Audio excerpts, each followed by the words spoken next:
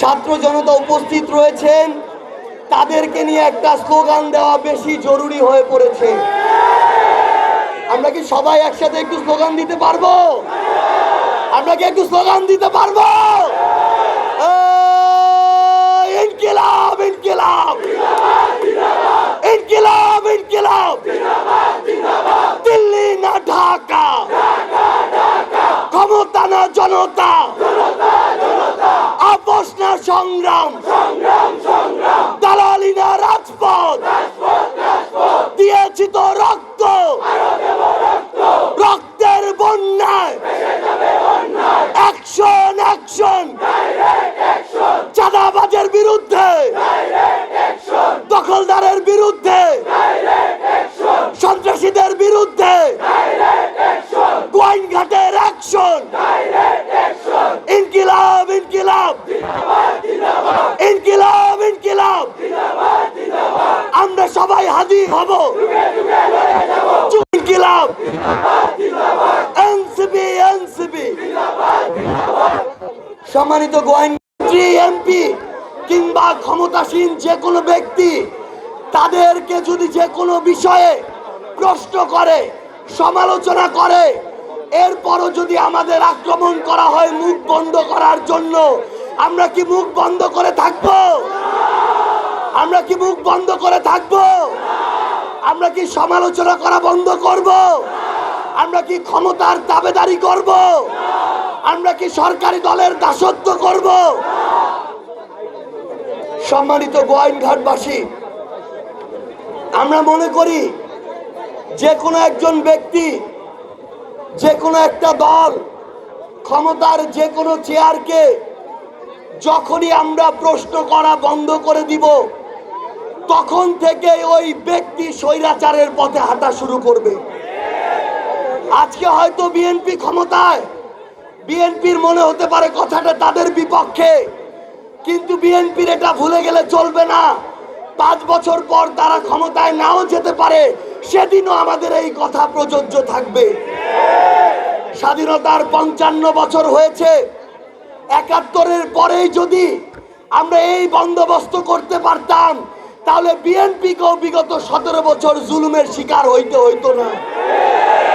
সম্মানিত গোয়াইনঘাটবাসী, আমরা মনে করি আমাদের যে 1400 ভাই জীবন দিয়েছে, 4 বছরের শিশুরা জীবন দিয়েছে, মাদ্রাসার শিক্ষার্থীরা জীবন দিয়েছে, স্কুল কলেজ বিশ্ববিদ্যালয়ের ভাই বোনেরা জীবন দিয়েছে। এই 1400 মানুষ শুধু ক্ষমতার পরিবর্তনের জন্য জীবন দেয় নাই। একটা জিনিস মনে রাখবেন, যদি আমার শিক্ষা প্রতিষ্ঠান ঠিক না হয়, যদি আমার হাসপাতাল ঠিক না হয়, যদি আমার থানা ঠিক না হয়, যদি আমার ভূমি অফিস ঠিক না হয়, তাহলে যেই সরকারি আসুক আমার কোনো লাভ হবে না। সম্মানিত গোয়াইনঘাটবাসী, একটা জিনিস মনে রাখতে হবে, দলের সর্বোচ্চ 5-10টা লোক মানুষের উপরে জুলুম করে, 5-10টা লোক চাঁদাবাজি করে, 5-10টা লোক জমি দখল করে, থানা দখল করতে চায়, টেন্ডারবাজি করতে চায়। বাকি 90-95টা লোক কেন তাদের অপকর্মের দায়ভার নিবেন? এই প্রশ্নের উত্তর আমরা চাই। যেদিন এই শিক্ষা প্রতিষ্ঠানের মান শেষ হয়ে যাবে, ভালো শিক্ষা থাকবে না, সেদিন যেই ভাইটা বিএনপি করেন তার সন্তানটাও এখান থেকে ক্ষতিগ্রস্ত হবেন। যেদিন থানায় 5 জন বিএনপির নেতা তাদের মতো করে থানাটা চালাইতে চাইবে, বাকি যারা আছেন যাদের ছোট পদ কিংবা পদ নাই, শুধু ধানের শীষে ভোট দেন, ওই দিন থানায় গিয়ে দেখবেন আপনারাও তাদের দ্বারা ক্ষতিগ্রস্ত হবেন। ওই হাসপাতালের হয়তো ক্ষমতাসীন দলের একজন নেতা ওষুধের টেন্ডার নিয়ে নেয়, পরে আপনি অসুস্থ হয়ে ওই হাসপাতালে যান, আপনি বিএনপি করেন, কোন মার্কায় ভোট দিয়েছেন এটা বড় বিষয় না, হাসপাতালে গিয়ে দেখবেন আপনি আর কোনো চিকিৎসা ওষুধ কিছুই পাচ্ছেন না।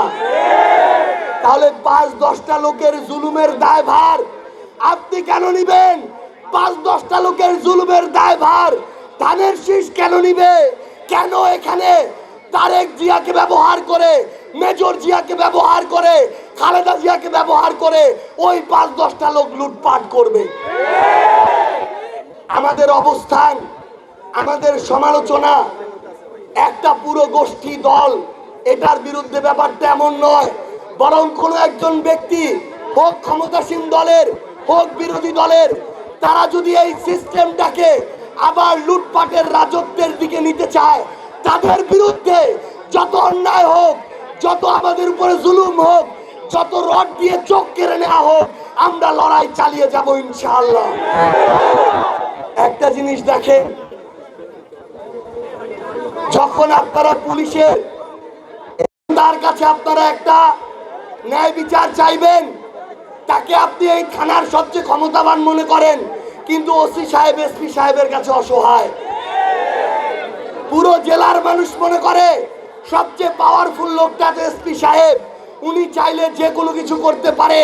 কিন্তু আমরা হবিগঞ্জে দেখলাম এসপি সাহেব, আমাদের বিভাগের যিনি ডিআইজি সাহেব, তার কাছে তিনি অসহায়। আমরা সবাই মনে করি একটা বিভাগ মনে হয় ডিআইজি সাহেব চালায়, কিন্তু তার বুকের ভিতরে, তার কলিজার ভিতরে দুক দুক করে। সে তো জানে যে সে আইজিপি সাহেবের ইশারা ছাড়া এদিক ওদিক নড়তে পারে না।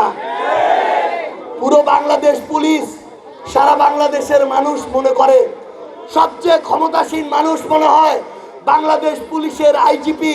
কিন্তু আইজিপি সাহেবও জানে, তিনি যদি সরকারের কথা না শুনেন, তিনি যদি একটু এদিক ওদিক করেন, তিনি যদি ইনসাফ ন্যায় বিচার কায়েম করেন দলের কমান্ডের বিরুদ্ধে, একদিনের মধ্যে আইজিপি পদ থেকে তাকে নামিয়ে দেওয়া হতে পারে। তাহলে আমাদের তো গোড়াটাতে ঠিক করতে হবে। আমরা আজকে আপনাদের কাছে ওই বার্তাটা নিয়ে এসেছি, যেই গোড়া, যেই মন্ত্রী, যেই ক্ষমতাসীন দল, যেই সরকার আমার পুরো সিস্টেমগুলোকে ক্ষমতার অপব্যবহার করে নষ্ট করছে, জুলুম করছে, ন্যায় বিচার ধ্বংস করছে, ওই সিস্টেমটাতে আমাদের প্রথমে আঘাত করতে হবে। সম্মানিত গোয়াইনঘাটবাসী, আমরা শুধু